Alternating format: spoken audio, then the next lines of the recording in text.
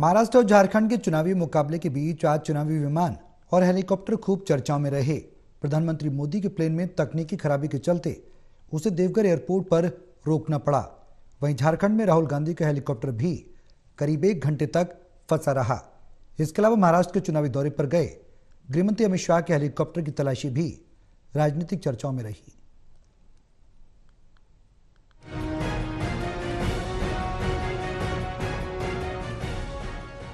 चुनावी लड़ाई के बीच विमान और हेलीकॉप्टर भी राजनीतिक चर्चाओं में बने हुए हैं। पीएम मोदी के प्लेन में तकनीकी खराबी के चलते उसे देवघर एयरपोर्ट पर रोकना पड़ा। इसकी वजह से एयर ट्रैफिक बाधित हो गया। प्रधानमंत्री नरेंद्र मोदी आज बिहार दौरे पर थे। पीएम मोदी को देवघर से दिल्ली आना था, लेकिन पीएम के विमान में तकनीकी खराबी आ गई। इसके चलते विमान को देवघर एयरपोर्ट पर ही रुकना पड़ा। इसके चलते उनको दिल्ली लौटने में देरी हुई। पीएम मोदी का विमान रुकने से एयर ट्रैफिक पर भी असर पड़ा है। प्रधानमंत्री जमुई के चाकई में सभा करने के बाद देवघर लौट रहे थे। पीएम मोदी के विमान में आई इस तकनीकी खराबी से एयर ट्रैफिक ब्लॉक हो गया। इसका असर अन्य उड़ानों पर भी पड़ा।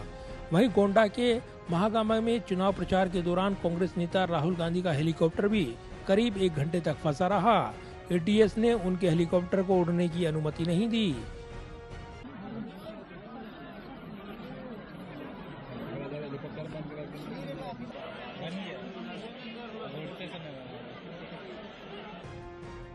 राहुल गांधी के चॉपर को हेलीकॉप्टर से उड़ने के लिए क्लीयरेंस नहीं मिला। कांग्रेस ने आरोप लगाया कि प्रधानमंत्री नरेंद्र मोदी की सभा के कारण राहुल गांधी के हेलीकॉप्टर को क्लीयरेंस नहीं दिया गया है।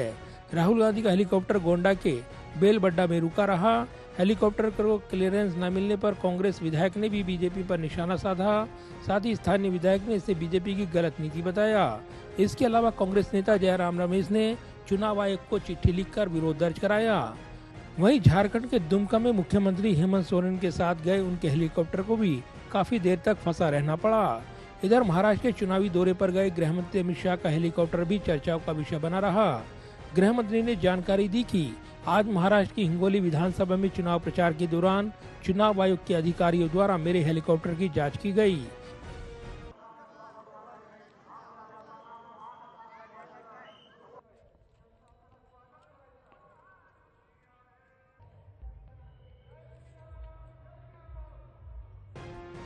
गृहमंत्री ने आगे कहा कि भाजपा निष्पक्ष चुनाव और स्वस्थ चुनाव प्रणाली में विश्वास रखती है और माननीय चुनाव आयोग द्वारा बनाए गए सभी नियमों का पालन करती है।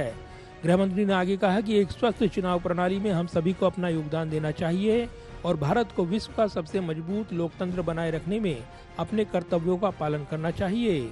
इससे पहले महाराष्ट्र में चुनावी मुकाबले के बीच पूर्व मुख्यमंत्री उद्धव ठाकरे के हेलीकॉप्टर की तलाशी का विवाद खूब गरमाया, तो उसके बाद केंद्रीय मंत्री नितिन गडकरी और अन्य नेताओं के हेलीकॉप्टर की भी तलाशी चर्चाओं में रही।